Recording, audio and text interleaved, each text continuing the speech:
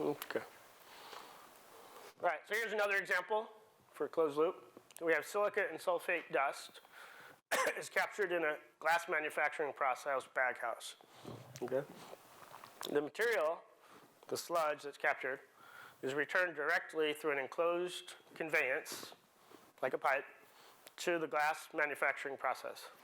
And ignore the word bottle there. I should have deleted that, but I didn't. What do you think? Could that be excluded? There's a yes. There's a yes. Looks pretty good, right? At first, it looks pretty good, but is it stored in a tank? Where's the sludge stored?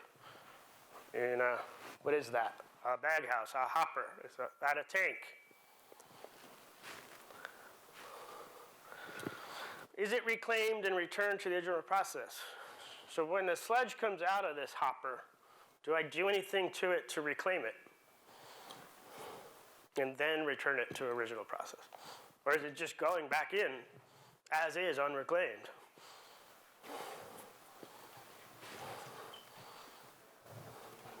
All right, so that is a baghouse or a tank? No, a baghouse is not a tank. Is the baghouse a part of the manufacturing process? Could I disconnect that baghouse, run that glass-making process, make my glass? Sure, I'd be discharging constituents to the air, but is the baghouse really the industrial process, a manufacturing process? No. Okay. And what is the point of generation for the sludge? Is it in the industrial process, or is it in the baghouse when the filter catches it? Yeah.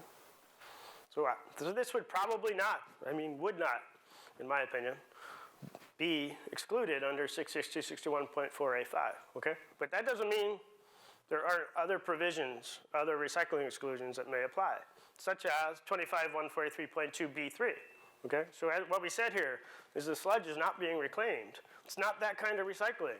It's being put back into the process as is. That sounds a lot more like use or reuse, right? Two different kinds of recycling. One of the first things you have to do when you're analyzing these scenarios is say, okay, what is the recycling here, and what kind of recycling is it? And then you start to look for exclusions or exemptions that fit that kind of recycling. So what do you think now? Oh, I didn't ask you to read it yet. I'm supposed to. I don't have my note. I'm supposed to ask you to read 25143.2B3 in your handouts. So if you go to the back, where behind the red tab, and you go to 25143.2, at the top of page 1, you can read B3.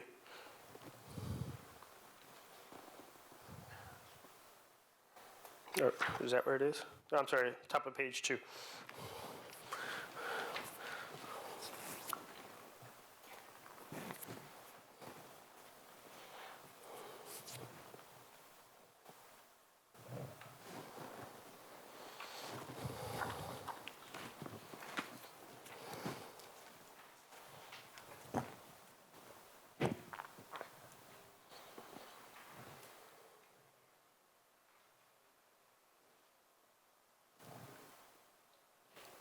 All right, so I won't read it to you. Hopefully you read it.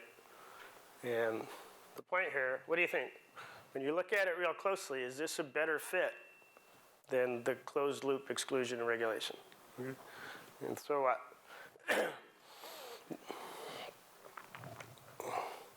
Any questions on that? The distinction, the differences? Let's look at another example. It's actually two examples. So here we have an on-site solvent recycling situation. All right, somebody's recycling solvent on-site. They have this standalone still, all right, and spent solvent is put into this still after it's been used. All of the solvent is distilled and returned to the manufacturing process. And then the still bottoms, the junk that comes out of the still, that's disposed separately, let's say as hazardous waste. What do you think? Would this qualify for the closed loop exclusion and regulation? No, why? It's not closed loop. It's not piped to the manufacturing process. Okay, I agree. How about the other one, 25143.2? would it qualify for B3? I'll put the text back up. Is it returned to the original process? Yeah. Without first being reclaimed. What's the still doing? Reclaiming it. So it's probably not this one either. Is it returned as a raw material feedstock? Are solvents raw material feedstocks? Not really, right? They're more like cleaning agents. I guess you can make something out of a solvent if you were a chemical plant, but most of us use solvents for their solvent properties. Right. Let's try this one here, a little different. And this is not really a photograph, I'm sorry. If you walk into a dry cleaning facility and they have one of those high-tech, newfangled dry cleaning machines, it takes up a whole room, okay, and it has tanks in it, and they're all connected by pipes, and it has a control panel. And periodically they pour some solvent in there, but for the most part, they operate that whole system, the whole dry cleaning process, by controlling this one single machine. Again, it's all piped together, and that's what this drawing is trying to say.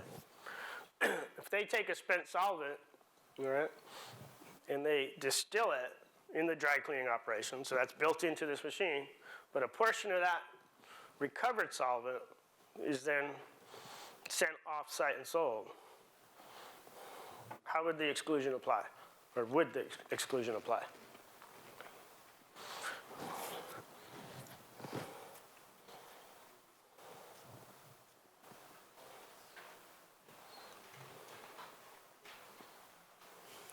Anyone want to venture? Gotta know. Come on. Sell it off-site, that ends your closed loop. Okay, I agree. So the portion going off-site is definitely not going to qualify for either of the two exclusions. It was like, good. Then how about the part that does stay in the dry cleaning machine, dry cleaning process? It is all hard pipe.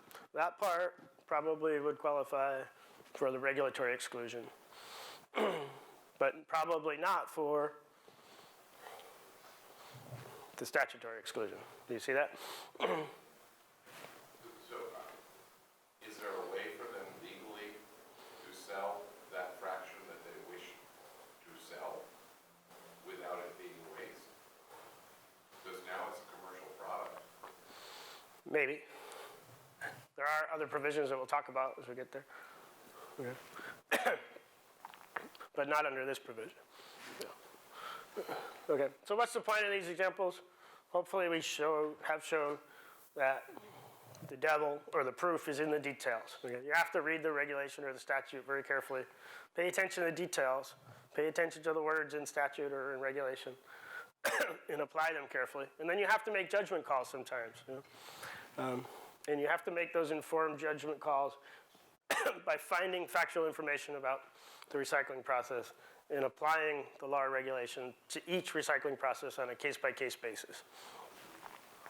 Any questions on that? Questions on closed loop? Yeah? Any of these exempt you from general requirements? None of these, let me take this question, none of these will exempt you from general requirements unless you have a care purpose on it. No, both of these exclude the material from being a waste and a hazardous waste. And that means no generator requirements apply. Okay. For the statute, for 25143.2b3, closed loop provision, the minimal requirements for ERMs will apply, and we'll cover that later in the class. For the regulation, nothing would apply except the conditions in the exclusion.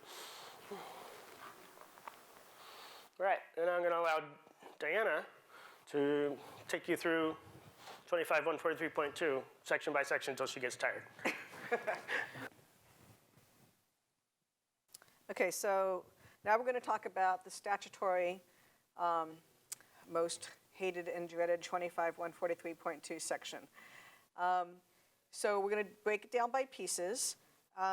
So A, the first provision, is recyclable materials are subject to the hazardous waste control law and regulations unless otherwise exempted or excluded. Okay, so that just kind of starts getting you in the door as to what the remaining is going to apply to. So recyclable materials used in certain ways are waste when recycled. In other words, they're prohibited from qualifying for any recycling exclusion or exemption in B, C, or D, and that provision is in E, 25.143.2E. And sometimes we call that E provision the E overrides. So basically, the way I understand it, the way it makes sense to me is to say, you know, no matter what you've been led to believe in thinking that you have an exclusion in B or D, because I'm recycling it in a certain manner, if you're recycling it in a certain way that is prohibited in the E provision, then you don't get to take advantage of the B or D exclusion. Also a little bit, you guys probably already know this, but the difference between an exclusion and an exemption is an exclusion is waste that are what we call typically out up front. They're not subject to regulation. They're not identified as a waste or a hazardous waste.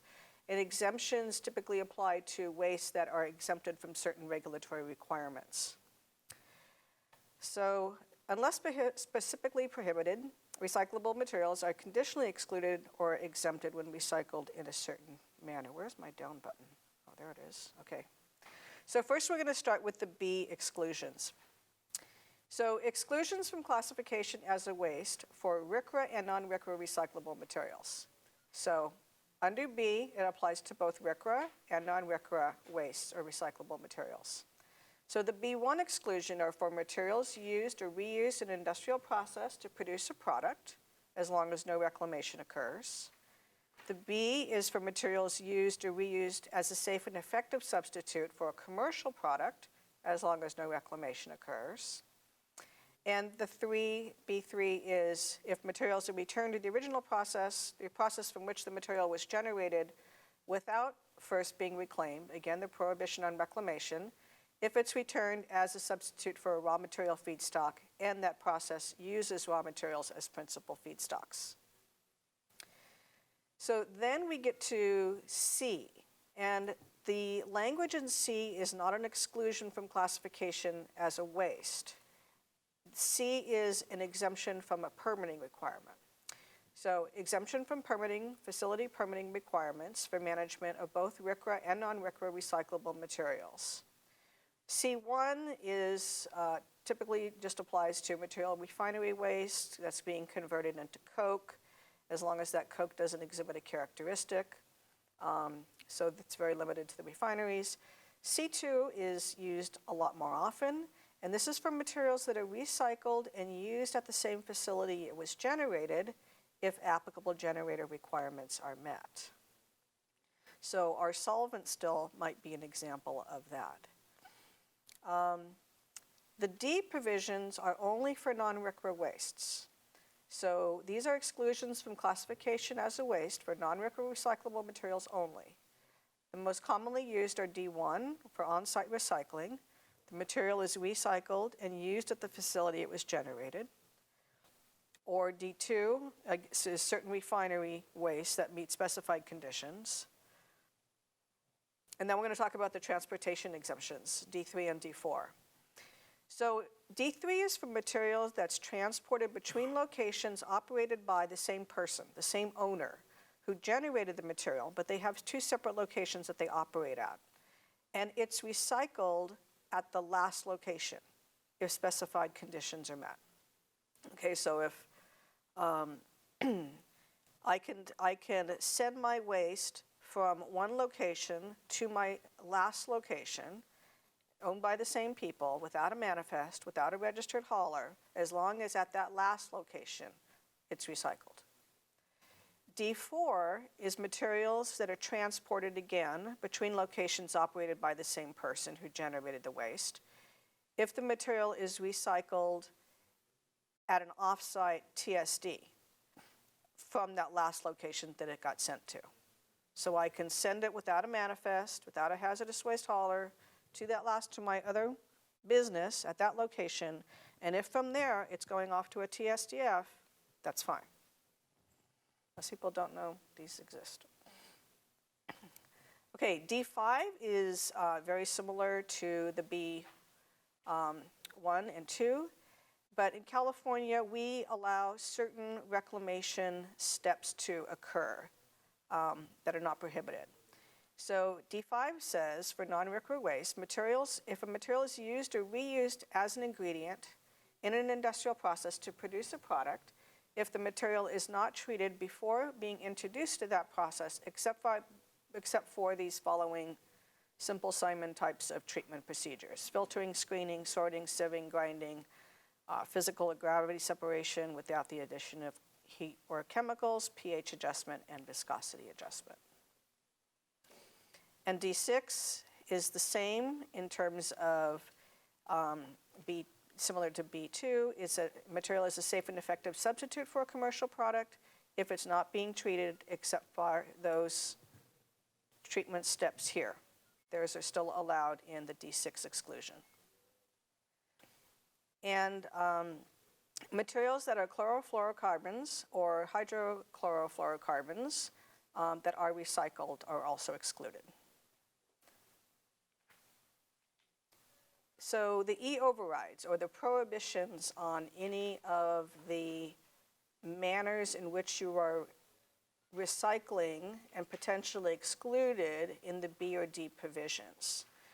So even if you are recycling in a manner that's using it as an ingredient to make a product, let's say, for example, that product that you made from that recyclable material is used in a manner constituting disposal, then you don't get that exclusion because your E prevents the recycling.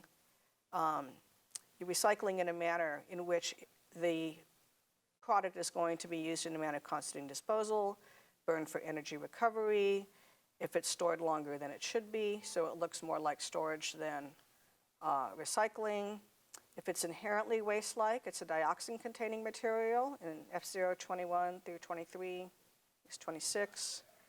If it's a used or spent etchant under certain conditions, certain used oils, and materials that are recycled in certain ways are regulated as hazardous waste. So there's certain documentation requirements for excluded recyclable materials that are found in 25.143.2F. So any person managing a recyclable material under a claim to an exclusion or exemption, I just got louder, has to provide, too loud, to DTSC upon request, to DTSC, you guys can hear me without that, right? US EPA or a local agency, the CUPA, the name, address, telephone number of any facility managing the material, and any other information requested relating to the management of that recyclable material. And the person who's claiming the exclusion or exemption has to maintain adequate records to demonstrate that there's a known market or disposition for the material and that the requirements for the exclusion are met. So they just can't say, you know, I'm operating under a B2 exclusion. If the CUPA comes and says, okay, then how are you recycling it? What are you doing with it? How are you using it? They need to be able to answer those questions. 25.143.9 are requirements for the excluded recyclable materials, and they include labeling, marking, placarding. So you would label your drum as excluded recyclable material. You wouldn't be putting a hazardous waste label on it because it's not a hazardous waste. It's excluded from classification as a hazardous waste. It's an ERM. They have to have a business plan. You have to comply with certain storage and handling requirements, including secondary containment, and export requirements if that material is going out of the country. There are certain reporting requirements for excluded recyclable materials found in point 10. And if you don't, how do I say this? You have to comply with the point 9 provisions in order to qualify for any B or D exclusion. Okay, any 25.143.2 B or D. So non-compliance with point 10, point 9, labeling, marking, business plan, means that you lose the exclusion. If you don't comply with these reporting requirements, it doesn't mean that you lose the exclusion that you would otherwise be eligible for in B or D, but you would be out of compliance with these provisions. And this is the CCDEH form that the CUPA provides the recyclable materials report for the recycler. Then you'd be in violation of that, but you wouldn't necessarily lose your exclusion. Any questions on? All right, so reporting requirements for ERMs is blank. So in your handout, on page, let's go to page, in the back of your, we just didn't list them all here. Page what? Say, page 9. So I won't read the whole thing to you, but basically, any person who recycles more than 100 kilograms per month of under a claim for an exclusion has to provide to the local CUPA, local officer, agency authorized to enforce, the name and address, mailing address of the owner or operator of the facility that recycles, the name of the generator of the recyclable material, documentation that the requirements of the exclusion are met, including these following things, A, B. So they have to comply with those provisions. Any other questions? So that when the couple may have something like a recycling fee and reporting of, we have a facility in the Berkeley, if I sort of call recycling fee, not only where this came from, because we have to report it to the CUPA on a yearly basis. Are you the recycler? Yes. Okay. So, I'm not sure where that came So the CUPA imposes a recycling fee. fee for the for antifreeze recycling. It's a 100-gallon tank. It's on site. I don't think that's a provision of the statute or reg, but that might be something, city ordinance or something, or city fee or permit or something that they're imposing, that fee. So it's Okay. Any other questions? See, 25143.2 is not so hard. Okay, so we're going to go, now that we looked at 25143.2 section by section, we're going to go look at some examples, all right? And if you have more scenarios or examples you would like to bring up yourself later on, that's probably the best part of this class. So here, in the first example, we're looking at 25143.2B1, so we're starting at the beginning, and we have a solvent from circuit board cleaning, and it's used by another person as a metal degreaser. So what do you think? That's all we know. Could this possibly be excluded under 25143.2B1? Top of page B2. Top of page 2. Any thoughts?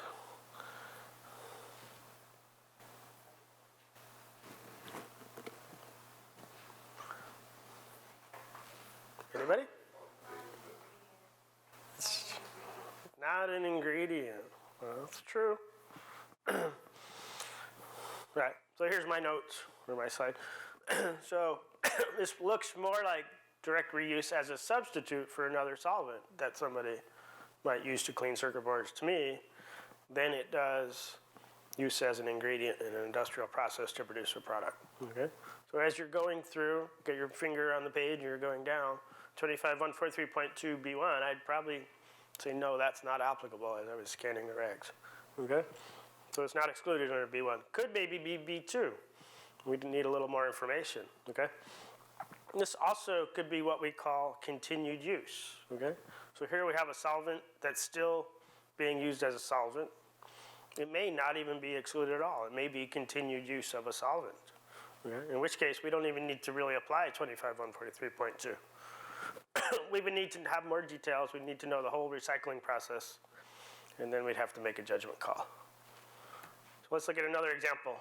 is this possibly 25143.2b1?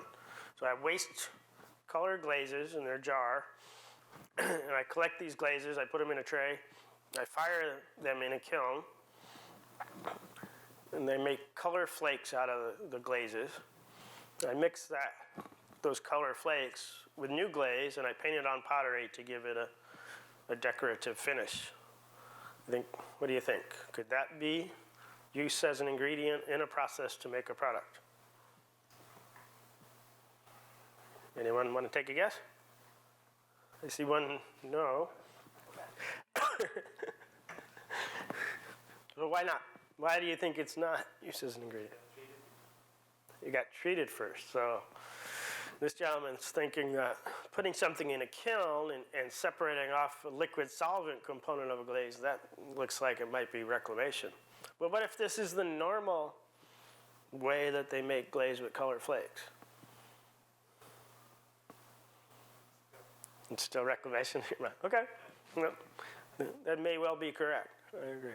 The fact is we don't have the information here to say it doesn't really look like an industrial process. It looks more like taking old glaze and reclaiming it.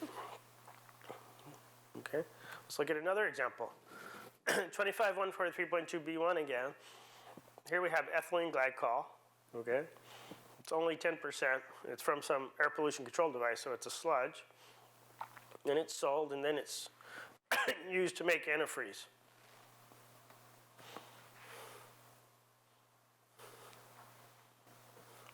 In this slide, it says it's fortified. So that means they increase the ethylene glycol strength in some way. What do you think? Is it ERM or is it not an ERM?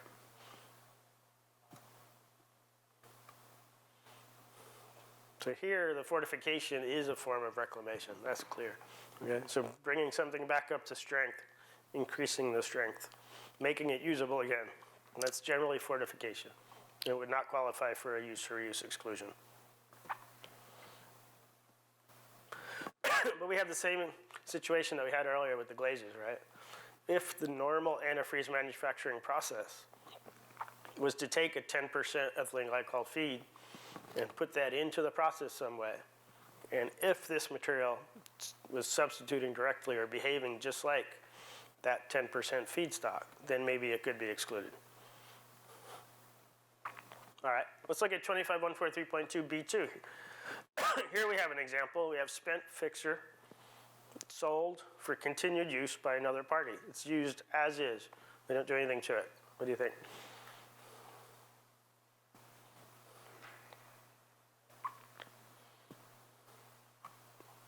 So I can't use the fixture, but I give it to someone else who can still use the fixture as fixture.